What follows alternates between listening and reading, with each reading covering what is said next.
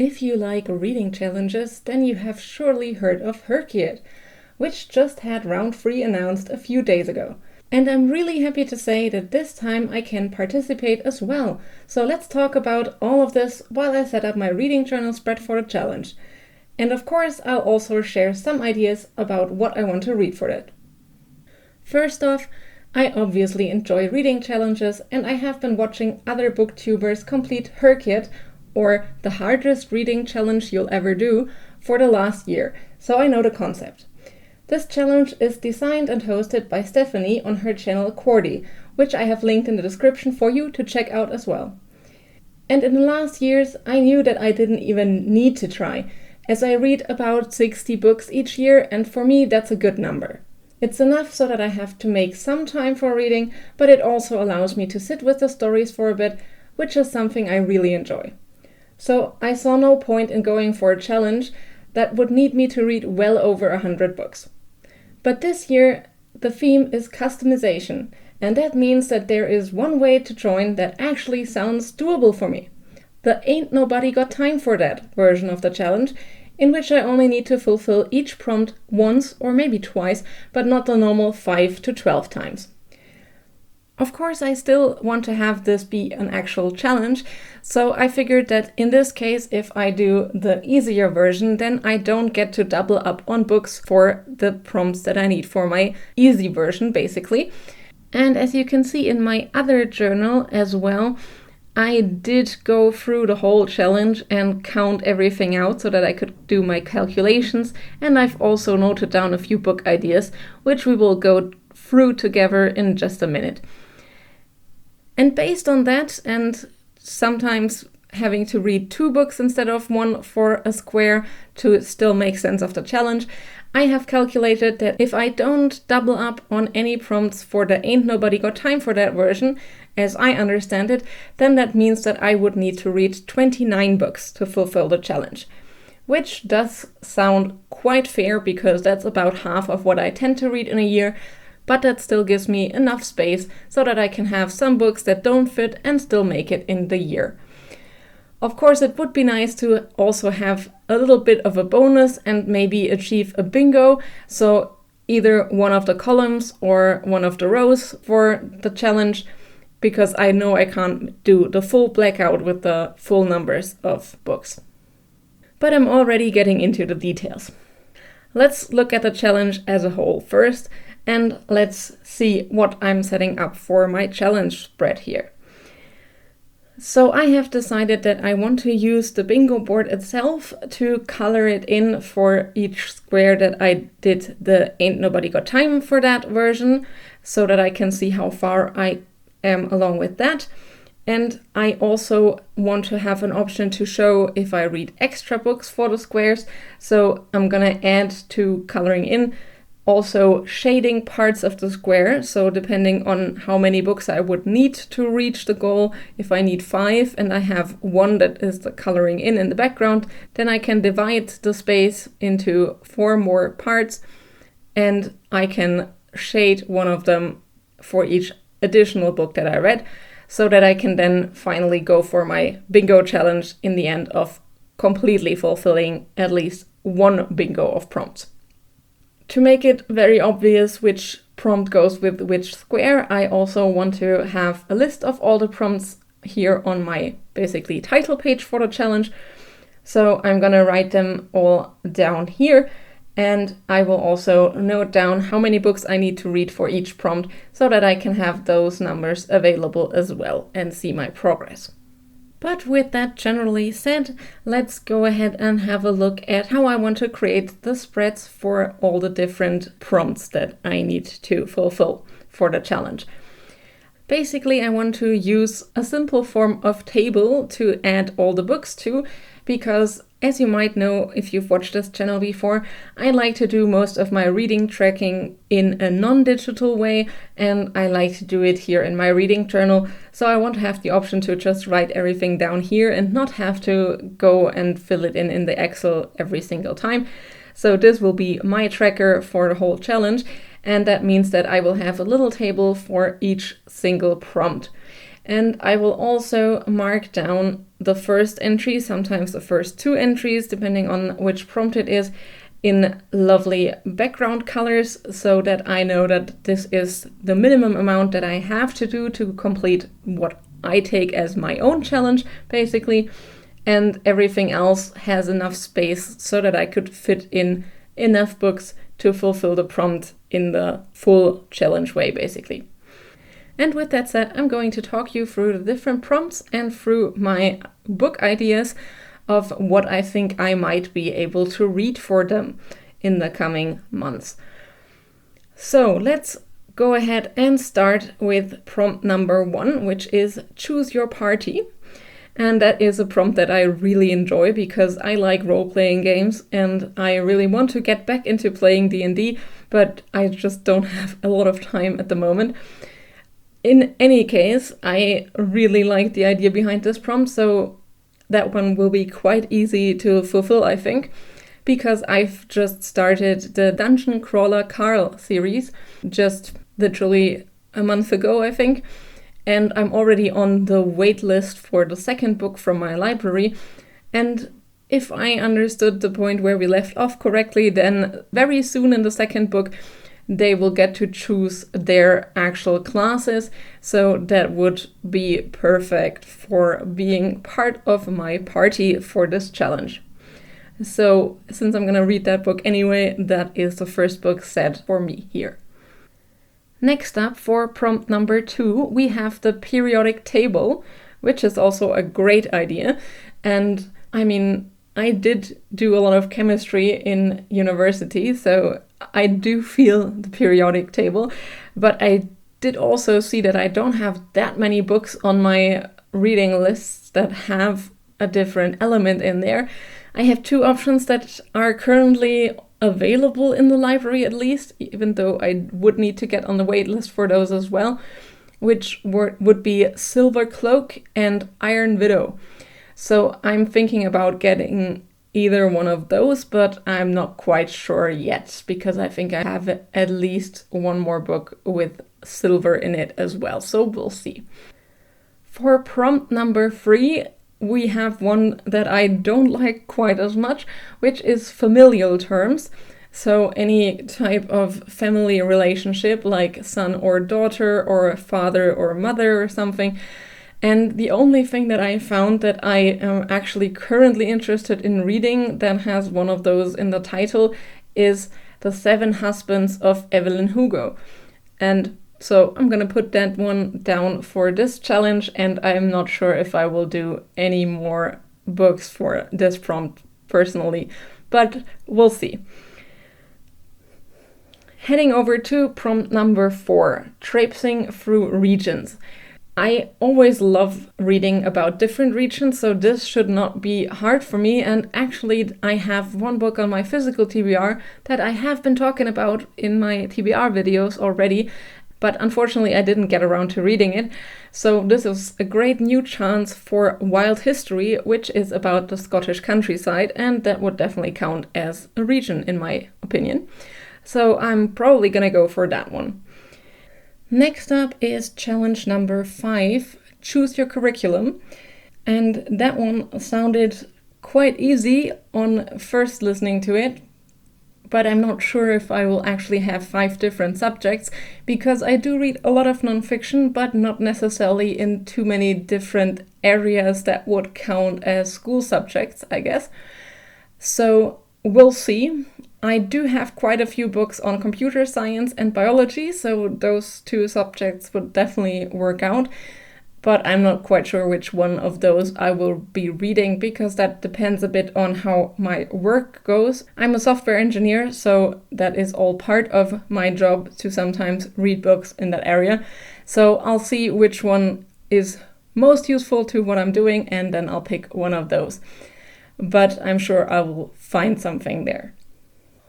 Prompt number 6 is also a really, really cool idea that I completely enjoyed, which is taking a road trip through a country and visiting different regions of that country.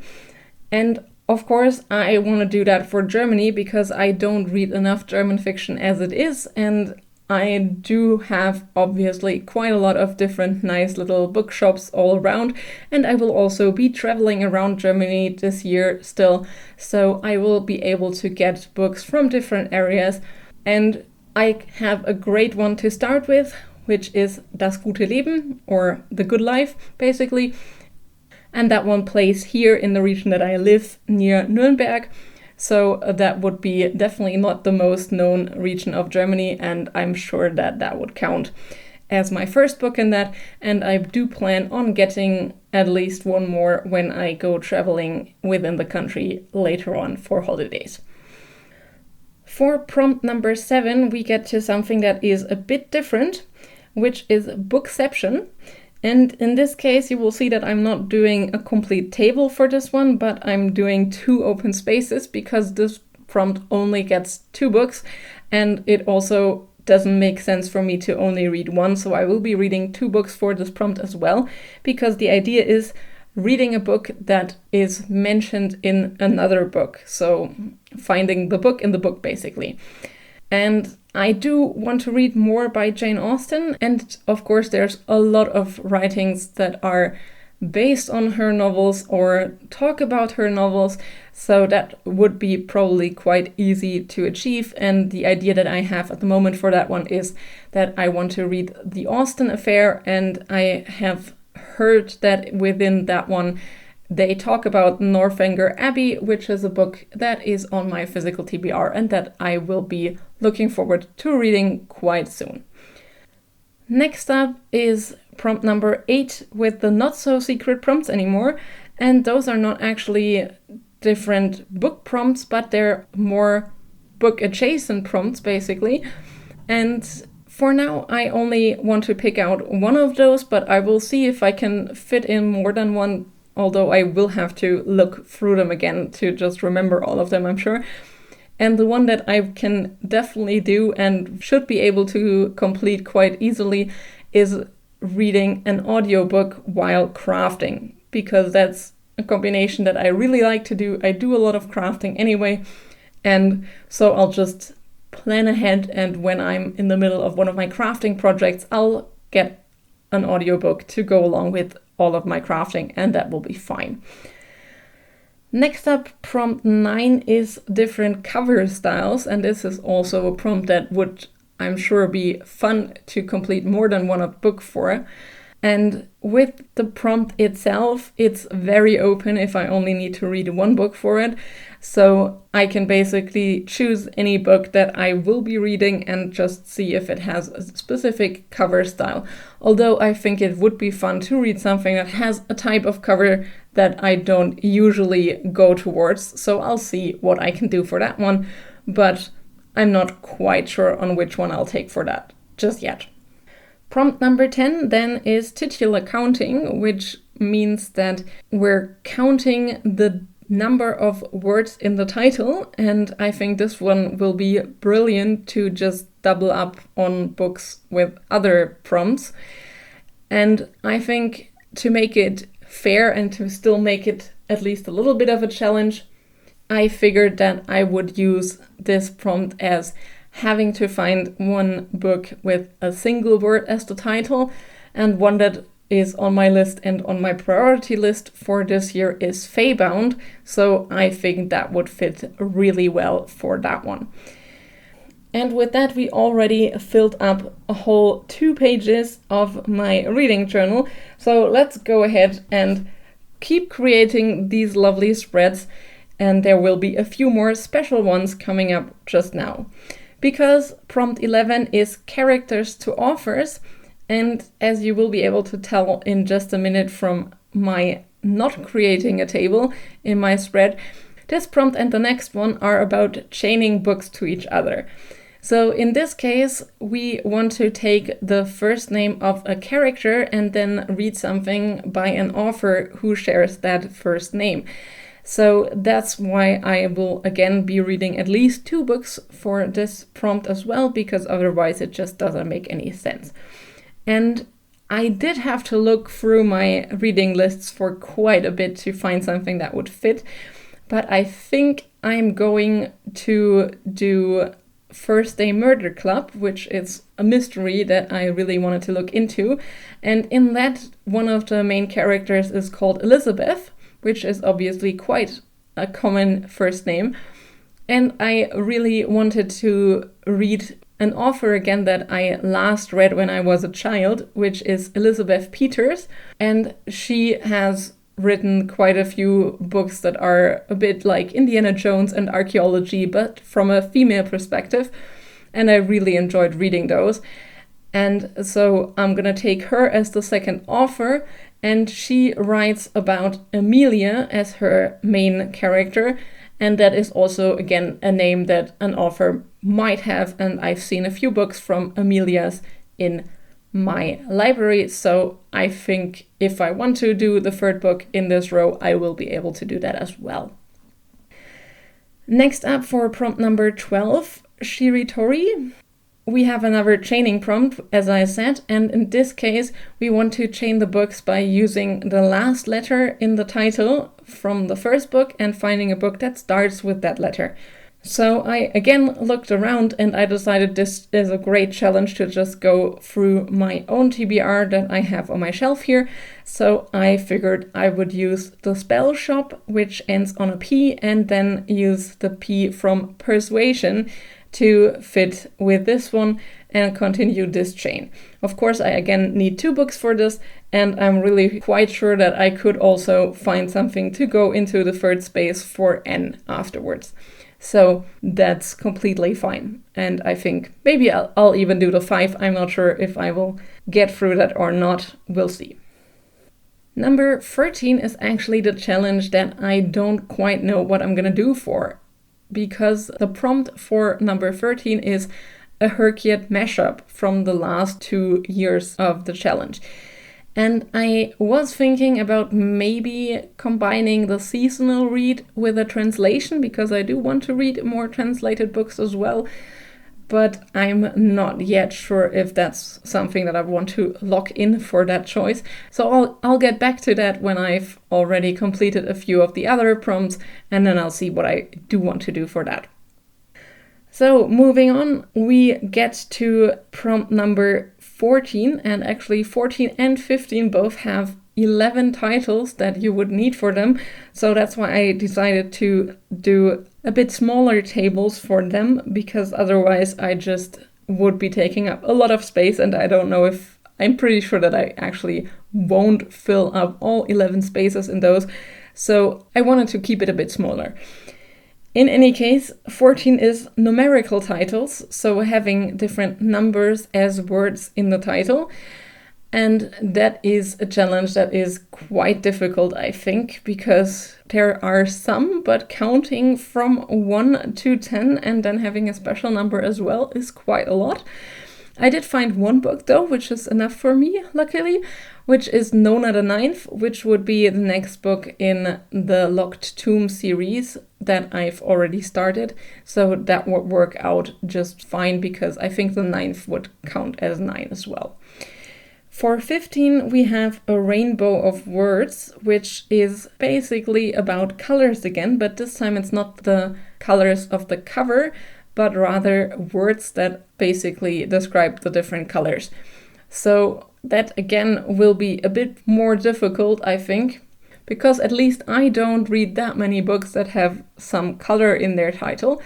But I do want to really get to reading The Priory of the Orange Tree, and as you can tell, there is an orange, so that would count for the one book that I need for this prompt as well. After that, we get back to normal little tables for my next page of prompts. And first up there is number 16, The Animal Families, which I love. And I will definitely, if you know me, you know, I will definitely go for the actual biological animal families in this one. And I'm quite sure that I will easily get the 5, so I definitely plan on doing the whole challenge, since I do read quite a lot about animals. I already have quite a lot of books ready for that one. I have at least 3 books that are about something with a cat. I have The Raven Scholar, which is obviously about a raven, which is definitely a different family than a cat. I will have wolves, I have something about rhinos, I also really want to get around to reading a book about bats, and with that, basically, I already have 5 different families because all of those animals are quite different. So that would surely work out fine. And the next one, number 17, is also a very natural challenge, which I love because I love reading about nature. So the next one is biomes. And that is quite open for interpretation on how exactly you define a biome, I would say. But I'll just keep it simple, and maybe I will combine it with the rhinos from the last one because that's about the African savanna, or I'm interested in reading God of the Woods, and as the title says, that plays in woodlands, which also would count as a biome. So I'm sure I'll find one of them that works out for me. Or probably I'll also find at least one book about the ocean that I will be reading. I'm still getting back into reading more about ships as well, so that will work out for me. And on the topic of ships, the next book that I have prepared for number 18 is 1,000 Ships, because that is a retelling of an old myth. And that, for me, sounds exactly like what I would be looking for the remix prompt of having retellings and different types of storytellings redone in some form. Then there also is the one thing that keeps on haunting me through this year, I think, and that is 19, the food pyramid. And I already need some type of food for the R Fantasy Bingo because that also has some food in it, and I really don't care about food in terms of what I read. I don't have that many books that have anything to do with food, but I do want to read or listen to Hemlock and Silver, and that has an apple on the cover, so I'm going to go for a fruit is food, and that will count for that, so I won't have to think about it again, and that's fine for me. Next up is another really, really interesting prompt that I completely enjoyed, and that is having different types of weather on the cover. And that sounds easier than it is, I think, because I was looking at different covers, and I do have quite a lot of them where you have at least some scene or something, but you rarely clearly see the type of weather that you have there. So it did take me a while, but I also have one more book on my priority list, and that is Air. And that one has quite big clouds on the cover, so I figured that would definitely count as cloudy weather, and I'm just gonna go for that one. And with that said, we already have the second page of my lovely tables and spaces done, and we'll get to the third one and final one for the last 5 prompts that we still have to complete. Number 21 is also another fun prompt, the It's Your Birthday prompt, where everything has to fit to a theme around your birthday. So there's birthstones, there's flowers, there's of course the month of your birth, and there's a few more, which I don't all know by heart. But the one that I figured I would go for first, or as my must-do prompt, would be actually the month, which is my birthday is in July also. So I want to go for A Witch's Guide to Magical Innkeeping, because I really, really enjoyed the first book that is by this author. And the second book was published in July last year, so by now the library has it available fairly easily, and that sounds like a great idea to get something for at least one of the prompts. Next up we have prompt 22, which is the backlist author, and that basically means that we want to read books from some author that we enjoy, where we just haven't had a chance to read everything that they have published. And I do have at least 2 authors that I definitely want to read more by, which is Naomi Novik and Becky Chambers. And I think that I will soon have at least one book by Becky Chambers for sure, because I'm going to a specific event that I will be telling you in the future about. So maybe I'll just start out with whatever book by her that I get, or otherwise I do have, as I said, quite a few more books around that I could use for that. For prompt number 23, we have the goal of acquiring different types of creatures. And in this case, there's different types of creatures and you need to read a book for each type of creature.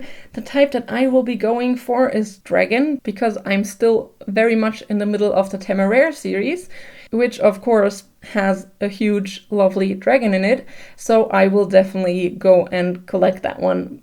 And that is one more reason to read the next book, so I love it. And now we're almost done. We get around to another prompt that I will need to be reading 2 books for, in my opinion, to even do the easy version as well, which is an anthology of authors. Basically, the idea is that you read a book of short stories by different authors, and then you pick books written by those authors and read those as well. Now, that was not that easy for me to do, because if I do read short stories, I tend to read them as collections all by the same author. But luckily, the library came in again, and they have the Epic Legends of Fantasy short story collection, and there's quite a lot of very well-known fantasy authors in there. But I will say that I haven't read from all of them, so that's still gonna be really interesting. But one of the authors that wrote for that collection is Robin Hobb, and I really want to get back to reading more by her.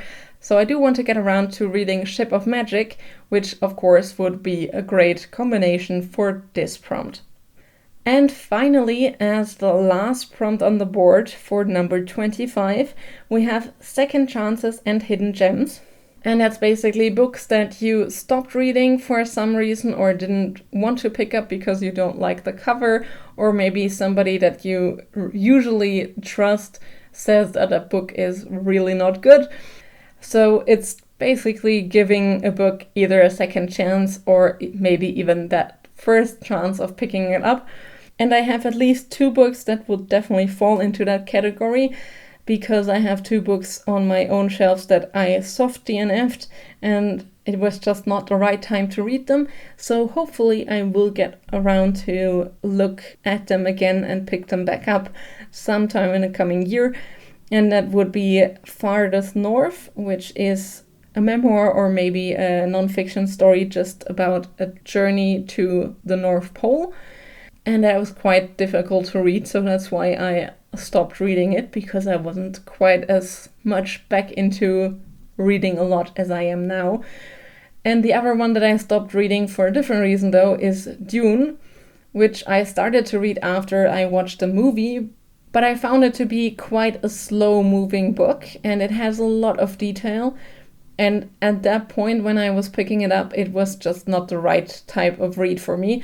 So I decided, okay, fine, this is not the time where we will find our piece together. So I figured I would pick it back up later. So probably I'm gonna try and get into one of those 2 one more time. And that would give me the last prompt completed as well. So yeah, that was quite a lot to talk about. I didn't expect this to become this long, but fair enough. And while I finish up this spread by setting up a last page of notes and stats, just so that I can note down any additional books that I might want to read for one of the challenges, and that I can also track my progress as time goes on. And yeah, let me just say that I am really excited to finally be able to take part in this challenge. And as I said, it is quite a lot of reading that I will be needing to do for it, but it is at least an amount that is doable, because I did also calculate the whole challenge with even if I would be doubling up on books, and that would take about 80 books for me to read, and that is just something that I know that I won't be able to complete in the coming year just because I don't have the time for it. And so I love the fact that this year's theme is customization, and I love the fact that there's actually an option for those of us that don't read that many books every single month. So it's still gonna be a really hard reading challenge, and I think I will still find books that I didn't otherwise get to read. So I'm really excited to see where this challenge takes me, and I hope you will join me along the way. So if you're interested to see my thoughts on all of those books and see me complete this challenge, hopefully, then please consider subscribing. And if you have any great book recommendations that you think would fit in here quite well, or something that you think I would enjoy, then please do leave them in the comments below. And if you are new here and you haven't heard of my summer reading challenge of my own, which is quite a very simple challenge in comparison because you only need to read 6 books for that, I will have that linked up here for you and you can check it out if you want to. With that said, thank you very much for stopping by and watching this video. I hope you enjoyed it and I hope you have a great rest of your day. Go read something nice and I'll see you next time. Bye!